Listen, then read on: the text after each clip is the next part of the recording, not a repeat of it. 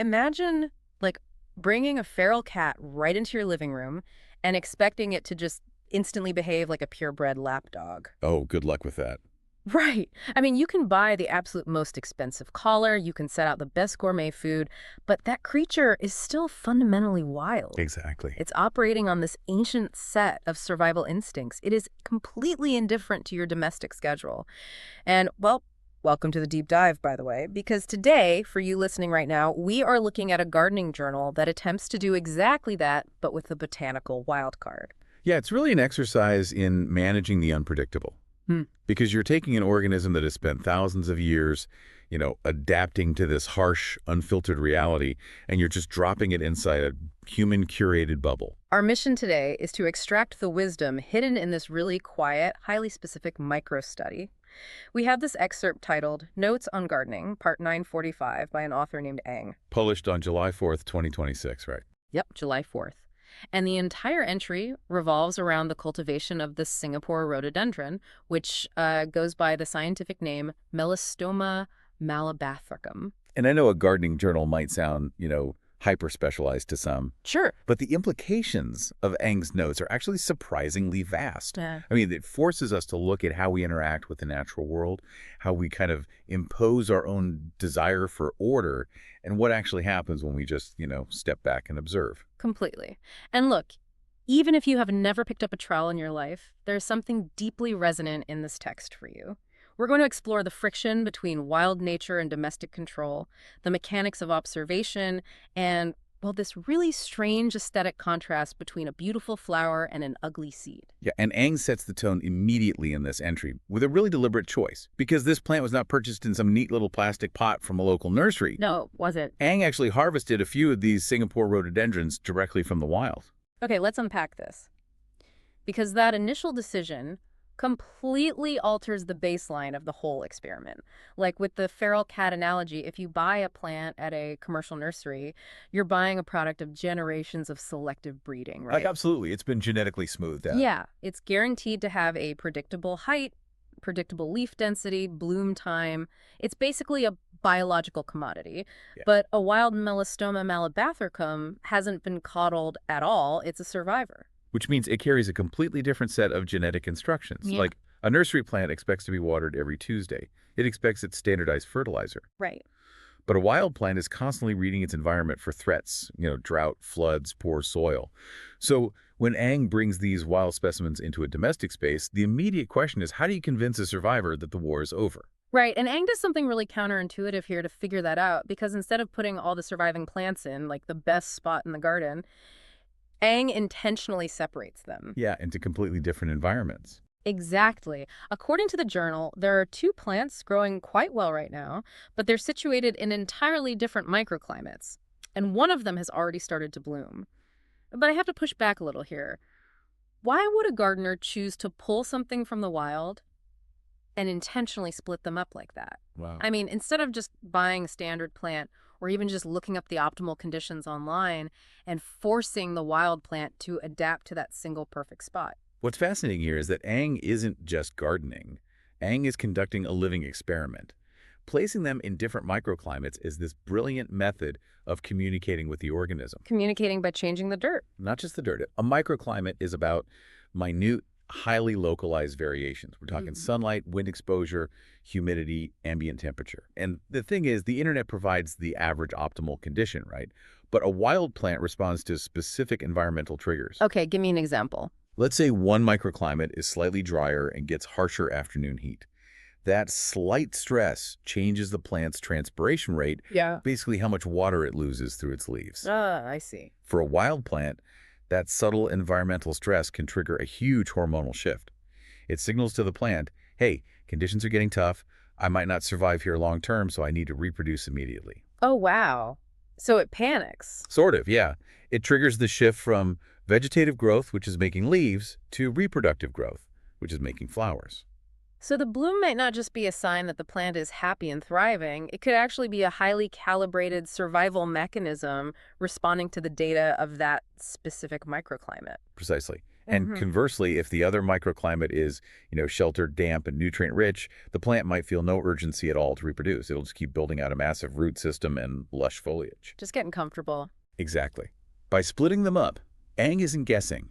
Ang is letting the wildly diverse genetics of the wild plant interact with the physical variables of the yard to see, well, which environment triggers which biological response. It totally shifts the role of the gardener. You go from being a dictator who mandates where a plant should grow to a facilitator who just offers options and watches how it reacts. Yeah, it's true cultivation.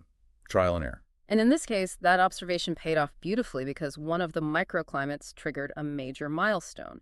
The plant bloomed, and Ang actually took what they call crucial photos of the flower. The photos are key here. Yeah, the description of the anatomy in this journal is incredibly vivid. Ang documents the visual structure with immense precision, like noting that the bloom is supported by 5 broad, vibrant purple petals, but the center of the flower is where the anatomical complexity really just reveals itself. Right, because it is not a standard uniform center. Ang observes 2 entirely distinct types of stamens. Yeah, which is highly unusual. Here's where it gets really interesting. Right in the absolute center, there's a tight cluster of short, bright yellow stamens. Then, completely surrounding that central yellow cluster, there's a ring of longer, distinctly curved purple stamens. The contrast is just amazing. Visually, it sounds like a miniature solar system. You've got this concentrated, bright yellow sun in the middle, and it's orbited by these sweeping purple planetary paths. And all of that is resting on a deep purple dish and petals. Ang even notes that they expect an even more vibrant display as the weeks go on. I love that solar system analogy, and the visual contrast is striking, definitely. But when we look at the evolutionary mechanics behind that structure, it becomes even more compelling. How so? Well, this anatomical setup is a phenomenon known as heteranthery. Heteranthery. Right, meaning the plant produces 2 completely different kinds of anthers on the exact same flower. See, I just assumed the contrast was just nature putting on a pretty show. Yeah. What is the actual functional difference between the short yellow ones and the long curved purple ones? It is a highly specialized division of labor for pollination. I mean, nature rarely expends the energy to create 2 distinct structures if one will do the job, right? True. So the bright yellow stamens in the center act as a decoy. Botanists actually call them feeding anthers. Wait, feeding? Like they're meant to be eaten? Yes.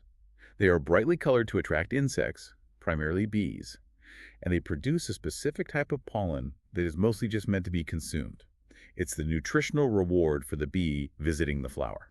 Okay, so the plant is intentionally sacrificing the pollen in the yellow stamens just to get the bee to land dead center in the flower. Exactly. The yellow stamens are the bait. Now, while the bee is busy in the center of the flower collecting its meal, it is completely surrounded by those longer, curved purple stamens. The planets in our solar system. Right. And because they are purple, they blend in with the broad purple petals underneath them, making them way less obvious to the bee. But their length and their curvature are perfectly calibrated. Calibrated to do what? To brush against the back or the abdomen of the insect while it eats from the yellow center. These are the pollinating anthers. They deposit the true reproductive pollen on a part of the bee's body that it cannot easily groom or reach. Oh, wow. That is an incredibly elegant mechanism. So the bee just flies off to the next flower, totally thinking it just got a free meal from the yellow center. Yeah. But it's unknowingly carrying the reproductive payload from the hidden purple stamens on its back. It's brilliant. It's an active dynamic system, and it really makes you realize how much we miss when we just glance at a flower and categorize it by its color. Yeah, we just say, oh, a purple flower, and move on. Exactly. And that highlights the most crucial element of Ang's journal entry, honestly, the discipline of granular observation. Ang didn't just see a splash of purple in the garden. Ang brought out a camera, isolated the subject, and actually documented the exact curvature and color differential of those 2 stamens. It's the difference between knowing that a clock tells time and actually taking the back off to watch how the internal gears catch and release. That's a great way to put it. Because most of the time, we navigate our environments on total autopilot. We see a tree, we see a flower, we register the category, and we just keep walking. But Ang paused to dissect the mechanics of the organism. An active understanding requires that pause. It demands that we stop projecting our own assumptions onto the natural world and start actually reading the data it presents to us. But, and this is the catch, the moment you achieve that level of active understanding, you're faced with a really difficult choice. the choice of what to do next. Exactly. You have to decide how to interact with the organism you're observing. So what does this all mean for Aang? Because this leads directly into a profound point of friction in the journal. Once Aang really sees how this plant is behaving, there's a clash between human horticultural standards and the plant's wild biological drive. Yeah, the pruning dilemma. Right. Aang writes about an original plan to prune the branches of the melastoma-malabathricum. The goal was twofold: maintain a manageable size and increase the foliage density. Which is a completely standard approach to shrub maintenance. I mean, from a human perspective, a dense, tightly packed bush just looks healthier. It fits better into the geometric design of a cultivated garden. It's like a micromanaging boss, right? Yeah. You have a strict plan for an employee. You want them to fit into this exact corporate box. But let's look at the biology of pruning for a second, because it isn't just about giving the plant a haircut. When a gardener cuts the tip off a branch, what is actually happening chemically inside the plant to make it grow denser? It comes down to this really interesting concept called apical dominance. It's apical dominance. Yeah. So the main central stem of a branch produces these hormones called auxins. And these auxins actively suppress the growth of lateral buds. Those are the little side shoots further down the stem. Why would it suppress its own growth? Because in the wild, a plant's primary goal is usually to grow taller as fast as possible, so it can outcompete other plants for sunlight. Ah, okay. So the branch is chemically forcing all its energy upward, suppressing any outward bushy growth. Correct. So when a gardener comes along and prunes the tip of the branch off, they physically remove the source of those suppressing auxins. Like taking off a chemical handbrake. Exactly, a chemical handbrake. Yeah. Without it, all the lateral buds down the stem suddenly wake up and start growing outward. That is how you get a dense, bushy plant. You are literally chemically manipulating the plant's growth pattern to suit human aesthetics. Okay, that makes the dilemma so much clearer. Aang had every intention of triggering that dense lateral growth. But then Aang notices that because the plant is thriving so much in its specific microclimate, every single branch has started to develop terminal flower buds. Yeah, the plant is preparing to bloom on every single tip. So Aang is about to chop off a masterpiece just to make the bush look tidy. If we connect this to the bigger picture, Aang is forced to make a choice between two competing outcomes here. Proceed with the pruning, which removes the buds, but satisfies that human desire for a perfectly shaped, dense shrub. Or abandon the pruning entirely. Just let it go. Right? Allowing the wild plant to fulfill its immediate biological drive to reproduce, even if it results in a leggier, less organized shape. And Aang chooses to cancel the pruning session. Aang keeps the plant exactly as it is. It is a total surrender of control. And I just think we spend so much time in our gardens, our workplaces, our lives, trying to force things into predefined, orderly boxes. We want straight lines. But is the core of gardening really just knowing when to surrender your own plans, when to realize the organism is already doing exactly what it needs to do? I think so. You're describing this shift from control to facilitation. Aang sacrifices the ego of the gardener for the potential of the plant. Yeah. The biological imperative of this wild plant to produce that complex dual stamen pollination system we talked about, it's simply more valuable than a tidy silhouette. And it validates the whole microclimate experiment too, right? If Aang's only goal was to dictate the shape of the plant, the microclimate wouldn't even matter. You can prune a plant into a box anywhere. Yeah. But because Aang was listening to the environmental triggers, because Aang noticed the buds forming on the tips, the pruning shears stayed in the shed. However, and there is a however, yielding to nature's course often brings this really funny aesthetic irony. Because the biological cycle doesn't end with the vibrant petals and the intricate stamens. No, it doesn't. And that irony is the final twist in Aang's entry. Because the plant wasn't pruned, those purple and yellow flowers are going to successfully pollinate. They're going to drop their petals and fulfill their ultimate destiny, which is producing seeds. Yep, the next generation. And Aang notes the intention to potentially harvest these seeds for future propagation. But there is a glaring caveat in the journal. Based on photos Aang has researched, the seeds of the Singapore Rhododendron are, and I'm quoting the journal directly here, rather ugly. It creates such a striking juxtaposition.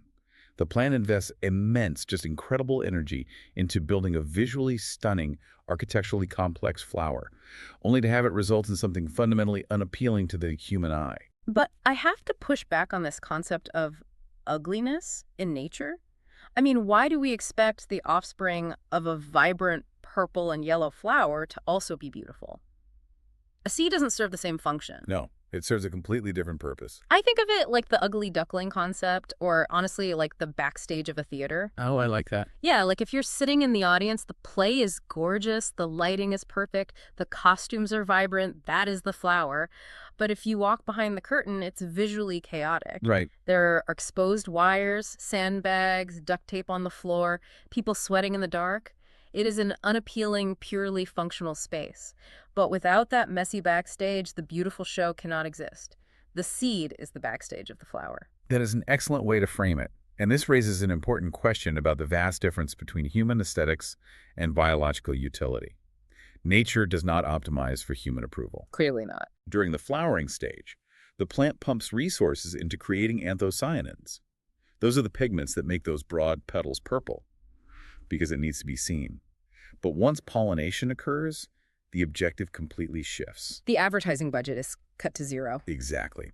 The plant stops funding pigments and scent. All of those energetic resources are redirected into building starches, fats, and hard protective coats for the genetic material.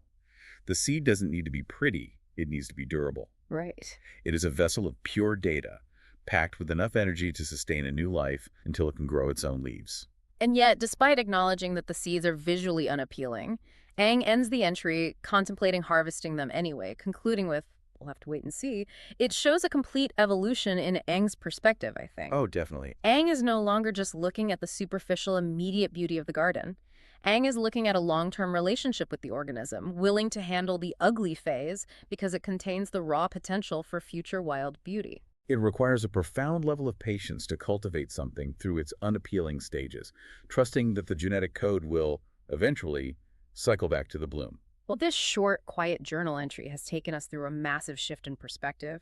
We started with the unpredictable harvest of a wild survivor, placing it into a controlled domestic space, but respecting its wildness enough to test it in diverse microclimates.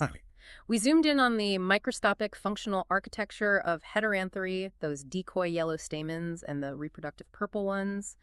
We watched a gardener face the dilemma of control, ultimately deciding to surrender their pruning shears to let apical dominance run its natural reproductive course. And finally, we looked ahead to the messy, resource-dense reality of propagating ugly seeds. It truly is a study in observation, restraint, and trusting the biological process over our own desire for immediate visual gratification. So for you listening to this, the most resonant takeaway likely goes far beyond botany. Think about the environments you manage. Where in your own life might you need to cancel a pruning session? That's a great question. Whether it's a project you're micromanaging at work, a creative skill you're trying to force, or a relationship where you're demanding a specific shape. Where are you trying so hard to control the lateral growth that you are accidentally cutting off the flower buds? Sometimes the most productive thing you can do is just step back, surrender your ideal blueprint, and let the process run its course, even if it gets a little messy or ugly along the way. The need to dictate every outcome is a really heavy burden to carry, and observing nature can be a powerful antidote to that. And actually, to build on your point about the messy process, I will leave you with a final thought regarding those ugly seeds. Let's hear it. We explored how the vibrant petals and the bright yellow stamens are highly evolved to attract attention, right? But in the wild, being noticed isn't always a good thing. Good point. Once the seed is formed, it's packed with nutrients. It's a highly desirable meal for birds and insects. So how does the stark ugliness of the seed serve the plant's survival? If it looks like unappetizing dull debris, that visual, unappealing nature is likely a highly evolved form of camouflage. By shedding its beauty, the plant protects its offspring from predation. What we perceive as ugly, nature utilizes as armor. Wow. What we perceive as ugly, nature utilizes as armor. The flower is the invitation, but the seed is the vault. That is a brilliant final lens to look through. Definitely something for you to mull over the next time you encounter a wild plant or the next time you expect the natural world to fit perfectly into a neat little box. Thanks for joining us on this deep dive.